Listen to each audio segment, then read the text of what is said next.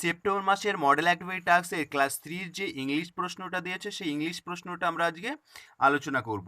দেখো প্রথমে কি বলছে, read the passage and answer the questions that flow. কি বলছে যে প্যাসেজটা, এখানে একটা প্যাসেজ দেওয়া আছে, এই প্যাসেজটা পড়ো এবং প্রশ্নগুলির উত্তর দাও। অর্থাৎ প্যাসেজটা দেওয়া আছে, এই প্যাসেজটা পড়ে আমাদের নিচের প্রশ্নগুলির উত্তর দিতে হবে। তাহলে প্রথমে আমাদের পড়তে হবে প্যাসেজটা। Prawns also live in water.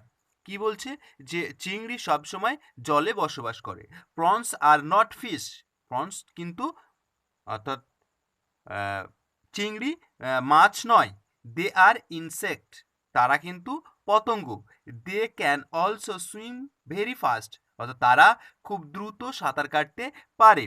The body of a prawn is covered with a soft shell, এবং তাদের শরীরের যে কভার সেল অর্থাৎ তার নরম ত্বক দিয়ে আবৃত।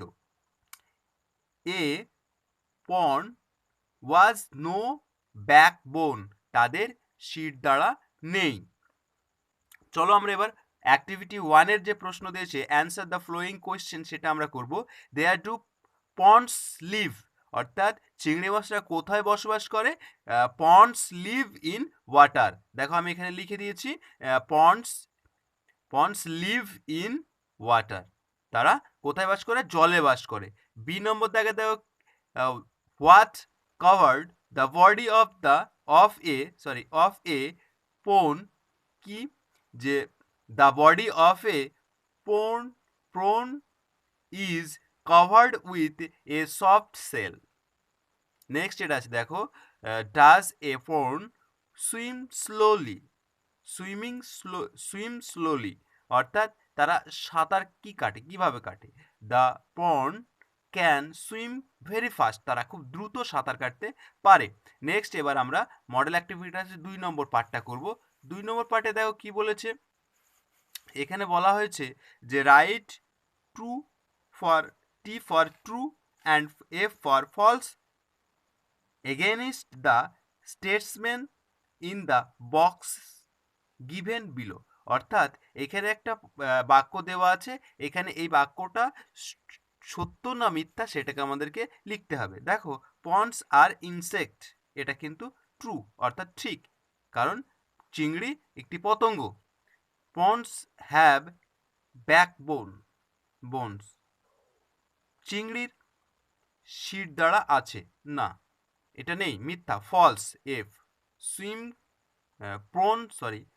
প্রনস ক্যান নট সুইম, তারা সাঁতার কাটতে পারে না, তারা সাঁতার কাটতে পারে, তাহলে এটা হচ্ছে ভুল, এফ। নেক্সট এবার দেখো তারপরে যেটা আছে সেটা আমরা করব।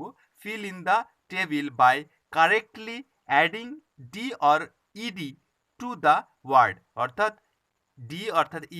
ডি বা ইডি আমাদের যুক্ত করতে হবে এখানে, নাও আর দেন। কি বলছে দেখো, প্রথমে ছকটি দেওয়া আছে, দেখো আক্স, তাহলে আক্সড ইডি যোগ হয়ে গেল। তারপর দেখো টার্নড ইডি যোগ হয়ে গেল। তারপর স্মাইলড অর্থাৎ শুধু ডি যোগ হলো। লাভড এখানে ইডি যোগ হলো। তাহলে এরকম করে সুন্দর করে তোমাদেরকে লিখতে হবে।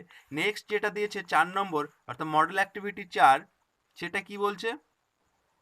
মডেল অ্যাক্টিভিটি 4-এ বলছে রাইট 4 সেন্টেন্স অ্যাবাউট ফ্রগ, অর্থাৎ ব্যাঙ সম্পর্কে তোমাদের 4টে বাক্য লিখতে বলেছে। তো 1 নম্বর বাক্য দেখো, ফ্রগস আর এফিয়ান্স। 2 নম্বর বাক্য, frogs can live in both water and land. Next 3 নম্বর বাক্যটা আমরা লিখব, frog mostly like to live in water. Frogs are found almost everywhere in the world. আশা করি প্রত্যেকে বুঝতে পেরেছো। তো সুন্দর করে তোমরা এটা খাতায় লিখে নেবে, লিখে তোমাদের আগস্ট মাসের শেষে এটা মডেল অ্যাক্টিভিটি টাস্কটা স্কুলে জমা দিতে হবে। আর আমাদের চ্যানেলে যদি নতুন হয়ে থাকো তো অবশ্যই চ্যানেলটিকে সাবস্ক্রাইব করে দিও।